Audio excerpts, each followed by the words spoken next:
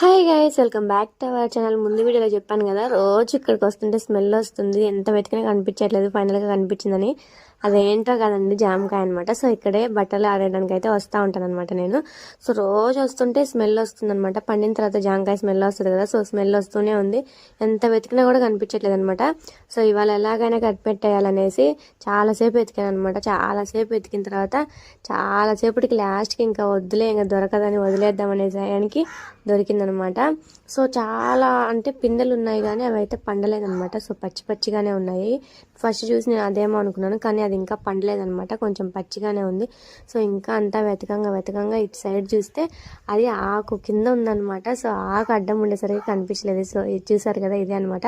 మీకు వీడియోలో ఎలా కనిపిస్తుందో ఏమో తెలియదు, కానీ బయట అయితే మామూలుగా ఎల్లో కలర్లోకి అయితే వచ్చేసింది అనమాట. వీడియోలో కొంచెం గ్రీన్గా కనిపిస్తుంది. మామూలుగా నార్మల్గా బయట చూస్తే ఎల్లో కలర్కి అయితే వచ్చేసింది అనమాట. మంచిగా పండింది కదా, భలే స్మెల్ వస్తుంది అనమాట.